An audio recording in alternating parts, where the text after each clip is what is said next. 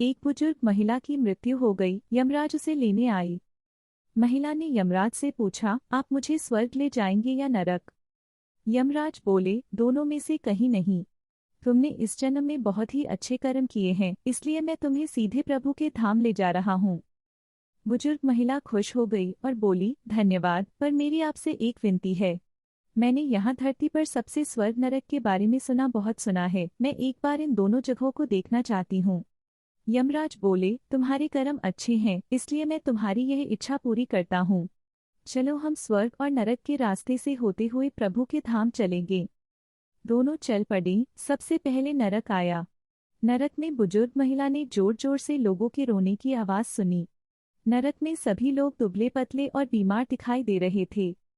महिला ने एक आदमी से पूछा, यहाँ आप सब लोगों की ऐसी हालत क्यों है?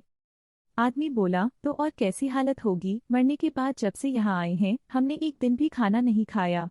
भूख से हमारी आत्माएं तड़प रही हैं। बुजुर्ग महिला की नज़र एक विशाल पतीले पर पड़ी, जो कि लोगों के कद से करीब 300 फुट ऊंचा होगा। उस पतीले के ऊपर एक विशाल चम्मच लटका हुआ था। उस पतीले में से बहुत ही शानदार खुशबू आ रही थी।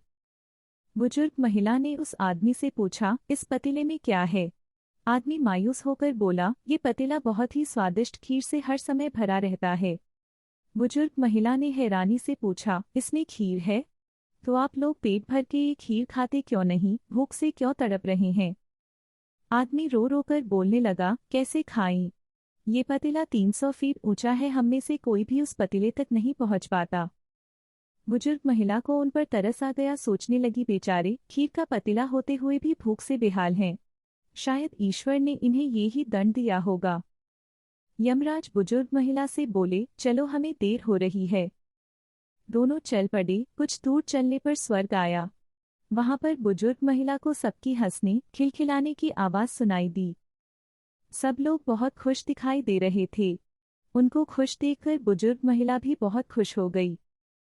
पर वहां स्वर्ग में भी बुजुर्ग महिला की नज़र वैसे ही 300 फुट ऊंचे पतीले पर पड़ी जैसा नरक में था। उसके ऊपर भी वैसा ही चम्मच लटका हुआ था। बुजुर्ग महिला ने वहां लोगों से पूछा, इस पतीले में क्या है? स्वर्ग के लोग बोले, इसमें बहुत स्वादिष्ट खीर है। बुजुर्ग महिला हैरान हो गई। उनसे बोली, पर यह पतीला तो 300 फीट ऊंचा है। आप लोग तो इस तक पहुंच ही नहीं पाते होंगे। उस हिसाब से तो आप लोगों को खाना मिलता ही नहीं होगा। आप लोग भूख से बेहाल होगी। पर मुझे तो आप सभी इतने खुश लग रहे हो, ऐसे कैसे? लोग बोले, हम तो सभी लोग इस पतीले में से पेट भर के खीर खाते हैं। महिला बोली, पर कैसे? पतीला तो बहुत ऊंचा है। लोग बोले, तो क्या हो गया, पतीला ऊंचा है तो? यहाँ पर कितने सारे पेड़ हैं। ईश्वर ने ये पेड़ पौधे, नदी, झरने हम मनुष्यों के उपयोग के लिए तो बनाए हैं। हमने इन पेड़ों की लकड़ी ली, उसको काटा, फिर लकड़ियों के टुकड़ों को जोड़ के विशाल सीढ़ी का निर्माण किया।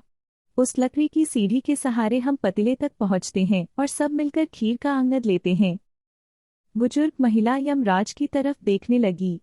यमराज मुस्काए बोले, ईश्वर ने स्वर्ग और नरक मनुष्यों के हाथों में ही सौंप रखा है। चाहे तो अपने लिए नरक बना लें, चाहे तो अपने लिए स्वर्ग। ईश्वर ने सबको एक समान हालातों में डाला है। उसके लिए उसके सभी बच्चे एक समान हैं, वो किसी से भेदभाव नहीं करते। वहां नरक में भी पेड़ पौधे सब थे, पर वो लोग खुद ही आलसी हैं।